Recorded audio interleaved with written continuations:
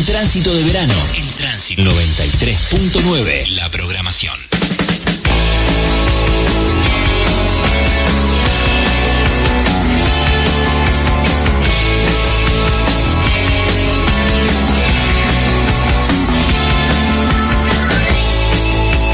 Continuamos acá en el aire de la radio en el 93.9, también en el www.fmtransito.org.ar. Continuamos hasta las 5 de la tarde, hoy día viernes 1 de marzo, y lo tenemos a Feli Melicchio, que se suma una vez más a esta mesaza, podríamos decir. ¿Cómo andás, Feli? Muy bien, la mesa de Belén Tenaglia. Así es, nos falta la comida, pero bueno, no se puede comer acá. Algo ahí como para ingerir, bueno, podemos ingerir palabras, ingerimos. Bueno, eso es una opción, pero digo, ya tenemos la mesa, arrancamos por ahí. Sí. Gracias por la bienvenida otra vez. Estoy muy emocionado de estar nuevamente acá y un poco triste también. A ver, ¿por qué? Porque mañana me voy a La Pampa y esta va a ser mi última contribución para este febrero. Así que todo esto me hizo llevar claramente a pensar, ¿no? Siempre en esta columna nos lleva las cosas a pensar. Entonces, bueno, el martes, que fue la última columna que hice, empecé y terminé la columna radial muy emocionado, la verdad. Una emoción que se reiteró en cada una de mis columnas, ¿no?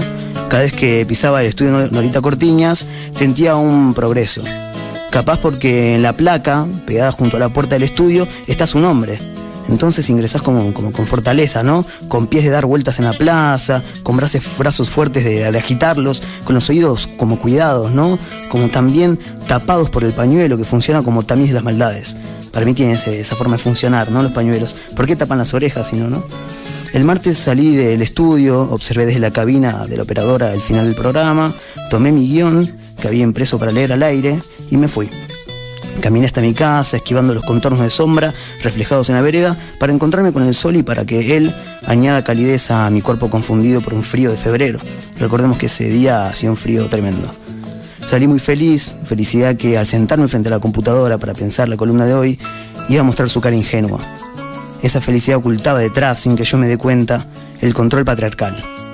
Sí. Por suerte el patriarcado, inquilino en mi cabeza, había cometido el error de pisar una ramita cerebral que resonaría hasta alertarme que efectivamente no hice ni una columna, ni una sobre una mujer, o con una mujer, ni una. Todas las voces fueron hombres, porque el hombre es la razón y la mujer es el sentimiento, dice una de las afirmaciones absurdas del patriarcado. Ese aforismo básico había estropeado meses y meses de mis lecturas feministas, de mi contacto con feministas, de juzgar mis privilegios como hombre. Fui víctima, lamentablemente, de mi inconsciente patriarcal. Sí, eso nos pasa a muchos hombres. Entonces agarré las hojas que había traído de la radio ya en mi casa, donde se encontraba el guión, para leerlas y empezar a pensar qué vuelta podía darle a esta última contribución. Cuando agarro la primera hoja me doy cuenta de que los papeles que me había traído no eran los míos. Eran impresiones ajenas. Empiezo a buscar por mi casa si se habían perdido en algún lugar, algún rinconcito, pero nada. Vuelvo a mi silla, vuelvo a las hojas y comienzo a leerlas. Al final de la tercera hoja, anotado con lapicera verde, curiosamente, se encontraba el nombre Dora Barrancos y su teléfono. ¿Dora Barrancos? La busco en internet. Dora Beatriz Barrancos, nacida en Jacinto Arauz, 15 de agosto de 1940, es una investigadora, socióloga, historiadora y feminista argentina. Genial, justo lo que necesitaba. Pero, ¿quién había traspapelado mis hojas? O capaz que yo agarré sin querer una hoja cualquiera que tenía su número anotado. ¿Tan a favor me jugó mi distracción? Bueno, ni idea. Pero estaba muy agradecido porque ya tenía el tema del que hablar. Tal vez Dios me había ayudado, digo, alguna diosa, no sé. Preparé algunas preguntas y decidí llamarla.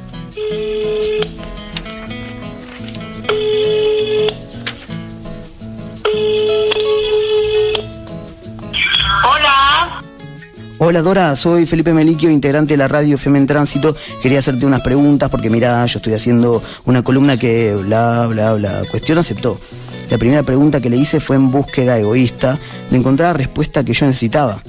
¿Cómo fue tu encuentro con el feminismo? Ella me contestó que cuando yo militaba no tenía una vinculación estricta con el feminismo, de ninguna manera. Más bien mi generación tenía alguna cuestión de reserva.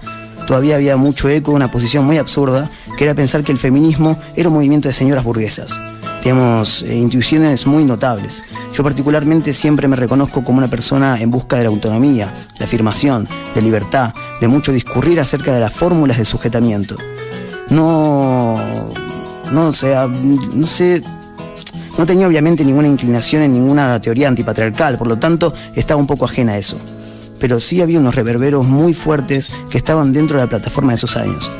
Cuando salí del exilio, estando en Brasil, fui allí muy convocada por el movimiento feminista. Ahí fue que ingresó a mi existencia, a mi plano de sensibilidades y de articulación de sentidos intelectivos y políticos, la cuestión del feminismo, la cuestión de los derechos de la mujer. Inmediatamente yo relacioné su historia con la mía. Yo ya tenía el contacto con el movimiento feminista, amigas, compañeros, gente conocida. ¿Qué me faltaba? Tal vez lo esencial se encontraba ahí, en el exilio, en el huir de mi comodidad para establecerme en otro lugar, lejano, incómodo, como puede ser situarme a partir del pensamiento, en el cuerpo de una mujer. Entonces, ¿qué pasaría si quiero estar en cuero en la playa, siendo hombre? Nada. ¿Qué pasaría si no quiero depilarme, siendo hombre? Nada. ¿Qué pasaría si no quiero planchar, lavar y cocinar, siendo hombre? Nada. Ahí estaban las conclusiones. El año pasado participé con varias y varios compañeros y compañeras en un par de manifestaciones feministas que se hicieron frente al Congreso. Allí, entre tanta gente, me sentí parte de una gran maquinaria revolucionaria, desde dos lugares principalmente. Primero desde el ideal feminista, que le sobra sentido revolucionario, y también desde lo físico, donde la cantidad de gente imposibilitaba el movimiento individual y no había otra forma que movilizarse como un engranaje. Nos movíamos en bloque, acomodando, desacomodándonos, sin perder la solidez. Entonces le pregunté: ¿cómo pensás que llegamos a una cosa tan extraordinaria, tan multitudinaria, como las manifestaciones ocurridas frente al Congreso por la legalización y despenalización del aborto? Los grandes cambios sociales y culturales recientes, los cambios generacionales respecto de las identificaciones y de los derechos que hay sobre la sexualidad, que se ha tomado así de hecho, más que de derecho. También, desde luego, las sintonías con los nuevos derechos aparecidos formalmente, la ley de identidad de género, por ejemplo, y las nuevas circunstancias de los feminismos renacidos a propósito del Ni Una Menos, que es una alta exposición que ha dado la Argentina de lucha contra la violencia endémica contra las mujeres, en particular de la lucha contra las aberrantes fórmulas criminales contra las mujeres, los femicidios. Entonces esto ha hecho un gran combustible que reverberó de manera tan notable en esa movilización masiva, sobre todo de las más jóvenes, el año pasado, con relación a la procura, la conquista de la ley del aborto en nuestro país. Es cierto, había un gran combustible ahí. Calles y calles de mujeres y hombres con el tanque lleno, repleto de personas aguantando frente al Congreso, madres, padres, abuelas, abuelos, jóvenes, niñas, niños. La edad parecía no tener importancia en la lucha porque efectivamente el patriarcado no distingue la edad, oprime a todos y a todas. Entonces me surgió la pregunta: ¿existe una edad para arrancar a militar? ¿Es necesario una maduración política? Le dije también preguntándome lo vi. No hay edad para la militancia. Yo creo que esa vocación de conato hacia los otros, ¿no?, de participación con lo intenso que es la vida política, que se recuperó muchísimo durante los años kirchneristas, es una posibilidad importantísima también de modificar, yo digo, las reglas fundamentales relacionales. ¿En qué sentido? En mayor sororidad, es el caso de la solidaridad entre mujeres. En fin, a mí me parece que no debe haber ninguna edad previa ni posterior al ejercicio de la militancia. Es una de las experiencias más formidables porque en general la apreciación que hacemos cuando se observa a los jóvenes, a las jóvenes militando, es justamente una salida de la vida individual para restablecer algo fundamental en la sociedad, que es la cooperación en orden a la procura de grandes transformaciones. No me escapa que hay militancias juveniles conservadoras, pero en realidad cuando uno piensa en militancias, está pensando, sobre todo entre jóvenes, está siempre más cerca de, yo diría, de los aspectos de renovación de la vida política. Pero insisto en mi idea de que se puede tener la edad que una tiene y seguir apasionadamente en la militancia política, que es, insisto, siempre extraordinaria cuando se trata de transformar la realidad injusta y de inequidades. Le agradecí por su tiempo, ella me deseó suerte y cortamos la comunicación telefónica. Miré por la ventana, había anochecido. El cíclico movimiento del sol parecía en ese momento no tener su inocente costumbre. Parecía que se había ocultado para que yo, luego de haber hablado con Dora, observe la oscura calle con faros dispersos, luces de casa dispersas, autos con sus luces dispersas. Claridades solitarias, insuficientes, egoístas. ¿Cuánta potencia le faltaba? ¿Por qué no pueden abarcar todo como el sol? ¿Cómo llegamos a la luminosidad del sol? El único camino, había entendido, si deseamos la inmensidad de este, es que nos sujetemos entre todos y todas para encarar una misma tarea, proyectando nuestras lamparitas, militando. Hoy me levanto, otro día, siendo mujer.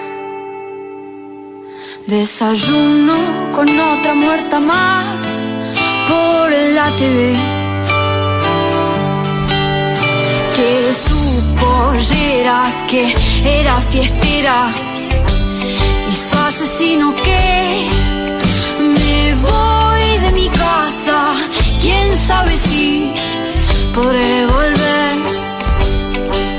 Solo quiero caminar en paz, deja de chiflar, que nos paren de matar. No quiero correr más por mis hermanas, voy a luchar porque vivas no quiero, libres sin miedo.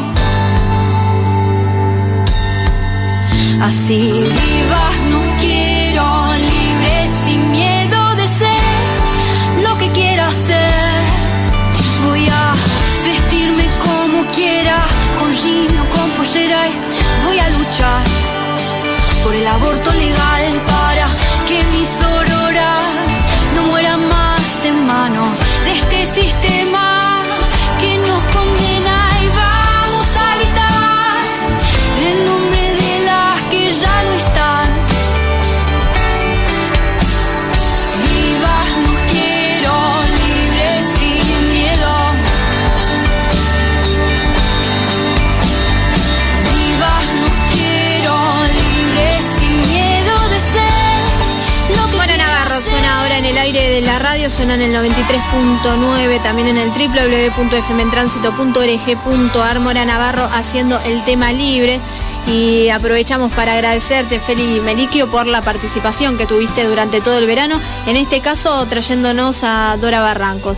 Una charla, imagino, más que interesante, ¿no Sí, es cierto? muy interesante, muy interesante. Dora Barrancos se dedicó a estudiar el feminismo en muchas de sus formas, los conflictos y las revoluciones públicas y privadas, llevadas a cabo por las mujeres, los movimientos sociales desde el principio del siglo, los movimientos socialistas y anarquistas, y el rol de la educación en la historia argentina, entre otros temas. Se licenció en sociología, se doctoró en historia. Fue durante su exilio en Brasil cuando toma contacto con el feminismo y otros movimientos sociales que reivindicaban derechos de minorías. Desde el 86, Barrancos es investigadora del Consejo Nacional de Investigaciones Científicas y Técnicas, el CONICET. También es directora del Consejo Nacional de Investigaciones Científicas y Técnicas, además de otras cosas en su camino y su trayectoria, y hoy ha estado presente en la columna, en este recorrido de charlas más que interesantes que nos ha traído Feli Meliquio al aire de la radio. Muchísimas gracias nuevamente, Feli, realmente ha sido un placer tenerte acá. Buenísimo, un gusto también para mí y estaremos en contacto. Y encontrarán algunas de las recorridas de Feli en la página, ¿no es cierto? Ahí en el www.fmtransito.org.ar. Escuchá el verano por la radio. 93.9 en Tránsito 2019. Radio de verano.